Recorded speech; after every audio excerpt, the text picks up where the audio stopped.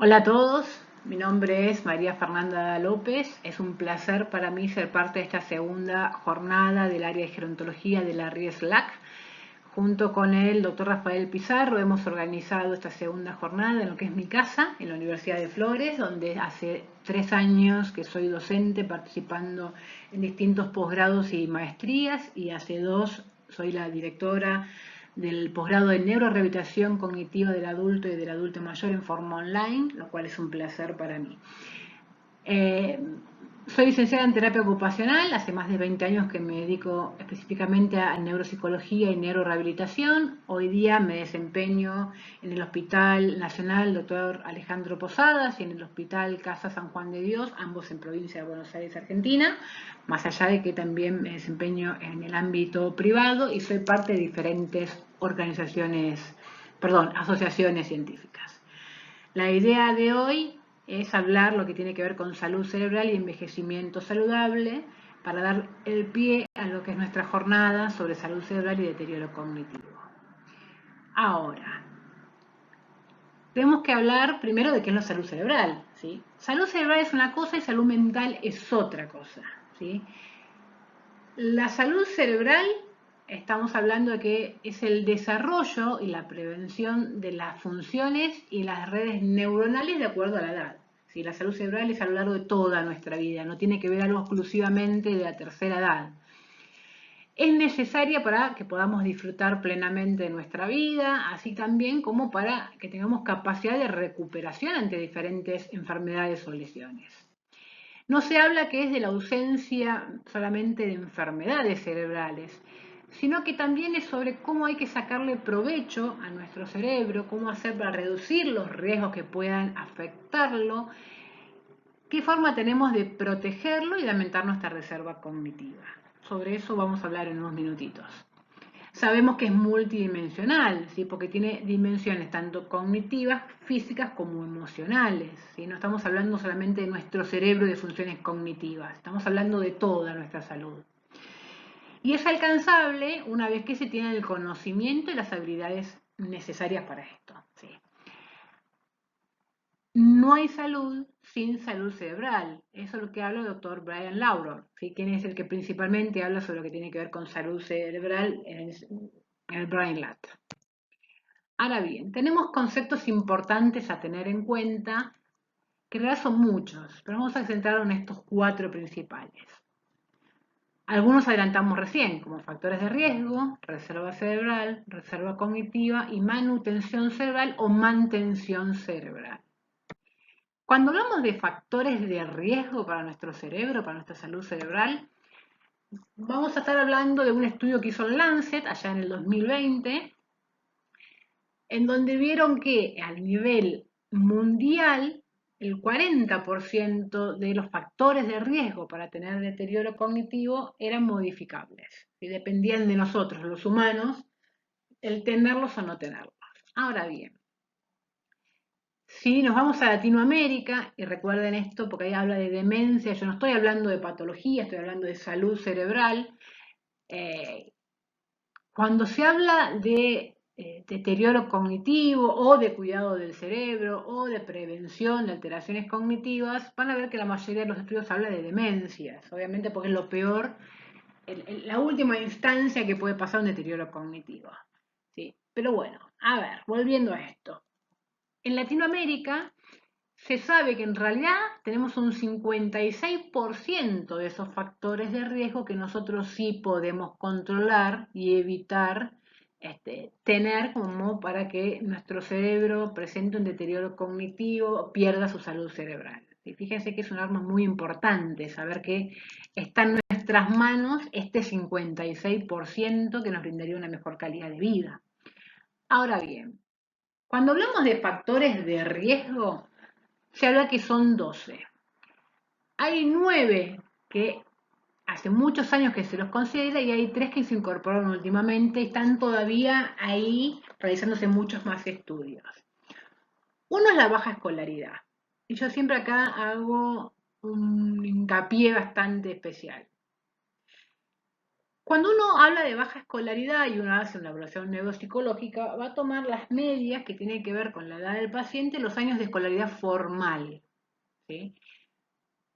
Pero ¿qué pasa? Tenemos una población mayor, yo voy a hablar, por ejemplo, de Argentina, eh, nacional, o tenemos también muchas poblaciones de personas que han venido de España e Italia, que hoy día tienen más de 70 años, con poca escolaridad. Han tenido que dejar sus estudios por temas de guerra en Europa, por ejemplo, y han venido para acá en edades muy tempranas y no han estudiado, o por problemas económicos que no han podido estudiar y han tenido que salir a trabajar en zonas más rurales. Esa es la educación formal. Ahora, muchas personas, y después lo vamos a ver bien cuando hablamos de reserva cognitiva, no han podido hacer una educación formal alta, ¿sí? De muchos años, pero eso no implicó que no hayan estado nutriendo su cerebro de información, ¿sí? Entonces hay que tener esto muy en cuenta. La baja escolaridad sí es un factor de riesgo, pero en personas que tienen baja escolaridad y han nutrido su cerebro, más allá de eso, ya no sería un factor de riesgo. Ahora vamos a ver después cuando hablemos de reserva cognitiva el porqué. La hipertensión arterial, sabemos que es un factor de riesgo que nos puede provocar lesiones isquémicas en nuestro cerebro, puede ser un factor de riesgo para accidentes cerebrovasculares. La obesidad, ¿sí? Los pacientes que tienen obesidad mórbida trae aparejado muchos factores de riesgo de salud clínica, ¿sí? Como hipertensión, como diabetes, como problemas de tiroides, de colesterol, de triglicéridos, todo eso afecta a nuestro cerebro, también trae sedentarismo, que es otro factor de riesgo. El tabaquismo, yo creo que ya no hace falta que uno siga hablando del factor de riesgo de fumar, ¿sí? Todos sabemos el factor de riesgo sobre nuestros pulmones, ¿sí? Que generan trastornos respiratorios que pueden terminar en un EPOC o en un cáncer. También sabemos que afecta nuestro cerebro, nuestra capacidad del cerebro de poder guardar información. La depresión, pero no estado depresivo, sino depresión mayor en los pacientes que están en tratamiento psiquiátrico, médico-farmacológico. Así que es importante esto de uno como agente de salud detectar algunos indicios de estado de ánimo decaído, depresivo en pacientes y fomentar la consulta con un especialista para trabajar a tiempo sobre ese estado anímico que puede alterar las funciones cognitivas en formas transitorias o en forma permanente, ¿sí? Cada vez que hay una recaída en un paciente con depresión mayor, hay un resabio de función cognitiva que no se puede recuperar, es importante trabajar en eso. La inactividad física, el sedentarismo, ¿sí? Se sabe que con 30 minutos de caminata diaria a la velocidad que uno camine, eso alcanza para cumplir lo mínimo indispensable para nuestro cuerpo, nuestro cerebro. Después, si uno quiere hacer una actividad física más exigente, bienvenida sea, ¿sí? Pero solamente media horita por día nos soluciona y nos evita muchos problemas. La diabetes es otro factor de riesgo de deterioro cognitivo, hay toda una afectación lo que tiene que ver con nuestro cerebro, nuestra circulación cerebral. El aislamiento social, y creo que esto quedó muy claro durante la pandemia, durante el confinamiento obligatorio por el COVID-19, donde hemos visto, por lo menos lo que trabajamos en neuropsicología y en trastornos cognitivos, muchas personas que han debutado con un trastorno cognitivo debido al aislamiento, donde marcan tanto el paciente como sus familiares un antes y un después en la cognición después de la pandemia, donde hablan del impacto que tuvo emocional en estas personas y de inactividad y de desconexión que le ha generado trastornos cognitivos permanentes. La discapacidad auditiva. ¿Sí? Nosotros sabemos que la información nos entra por los sentidos, ¿sí? Principalmente nos entra por la vista y por el oído. Obviamente que también por el tacto, por el gusto y por el olfato, pero los principales son vista y oído. Entonces, cuando se empieza a escuchar menos, es donde el paciente se empieza a aislar socialmente, donde no capta toda la información, donde se queda con fragmentos, entonces no puede fijar la información que quería porque se ha quedado con fragmentos, no puede participar en actividades sociales porque no escucha para poder conversar. Entonces es importante trabajar y detectar lo que tiene que ver con algún déficit cognitivo, o perdón, déficit auditivo. Los otros 3 factores que se agregaron últimamente tienen que ver con el consumo excesivo de alcohol, ¿sí? Más que nada hoy día se ve mucha población adolescente que tiene un consumo preocupante de bebidas alcohólicas y de alta graduación, como vodka, gin, por ejemplo. Otro factor de riesgo es el traumatismo de cráneo. Lo que pasa es que el traumatismo de cráneo, creo que ninguno de nosotros querría tener un traumatismo de cráneo, no podría ver cómo evitarlo, ¿sí? Y otro es la contaminación ambiental. Todavía está en estudio, ¿sí? Hay países como en China donde hay muchas investigaciones al respecto y se está viendo si se puede duplicar estas investigaciones en otros países que también tengan contaminación ambiental. Ahora bien, sabemos que el primer paso hacia un envejecimiento saludable entonces sería el evitar y el controlar los factores de riesgo, que es fundamental para que tengamos una buena calidad de vida. Otros conceptos que hemos mencionado antes eran la reserva cerebral, la reserva cognitiva y la mantención cerebral o manutención cerebral. Ahora bien, la reserva cerebral sería nuestro capital cerebral sin lesión, lo que sería nuestro cerebro, las neuronas, la estructura, la sinapsis, ¿sí? Se dice que es estática. Ahora bien, la mantención cerebral, ¿sí? Es que algunos individuos poseen en su cerebro como una función de reparación, por así decirlo, de mejora del cerebro y tiene una mayor plasticidad. ¿Sí? Lo que esto le brinda mayor resistencia a patologías, un cerebro que es más plástico, ¿sí? Es más indemne a los déficits. Entonces, esta capacidad de mantención cerebral nos permite, valga la redundancia, mantener un nivel funcional de nuestro cerebro independientemente de cómo nos trate el paso del tiempo. ¿Sí? Tiene que ver con eso. Y un concepto que es fundamental, y ya estábamos hablándolo antes, que es la reserva cognitiva. La reserva cognitiva lo que hace es reflejar la conectividad neuronal. Explica por qué hay ausencia de déficits cognitivos en pacientes que presentan lesiones cerebrales. ¿Sí? Que por control se hace una resonancia, una tomografía, el paciente cognitivamente no tiene ningún déficit, tiene una evaluación neuropsicológica perfecta, sin embargo en su cerebro muestra lesiones. ¿Sí?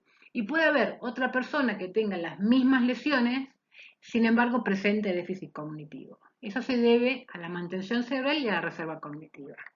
¿Cómo se nutre nuestra reserva cognitiva? Bueno, es por medio de las experiencias y de las exposiciones que tenemos en nuestra vida cotidiana, ¿sí? Esto nos permite mayor adaptabilidad, mayor flexibilidad y nos da resiliencia. La aumentamos con 2 cosas, con la educación y con la interacción social. Fíjense que volvemos a 2 factores de riesgo que habíamos mencionado antes, ¿sí? Esta reserva cognitiva es la capacidad que tiene nuestro cerebro de reorganizarse de manera funcional para suplir una deficiencia. Es algo que es dinámico, es algo que es plástico. Y por eso uno cuando trabaja con personas que tienen déficit cognitivo, esta reserva cognitiva, esta plasticidad es lo que nos permite poder trabajar. Se nutre, como dijimos antes, de el nivel educativo, años de educación, los logros ocupacionales, los hábitos de lectura, de vocabulario, todo lo que hemos hecho durante nuestra vida para ampliar conocimientos de todo tipo, ¿sí? Y el estilo de vida, la participación activa tanto en actividades sociales como culturales, ¿sí? Es muy, muy importante. Y sabemos que desarrollar nuestra reserva cognitiva es actuar para proteger nuestro cerebro. ¿Sí? Es fundamental esto y eso es importante explicarlo siempre a las personas. ¿Sí? Y no hablamos solamente de explicarlos a los adultos, que es nuestro tema, a los adultos mayores, sino desde la niñez. Ahora bien, hay otros puntos que tenemos que tener en cuenta.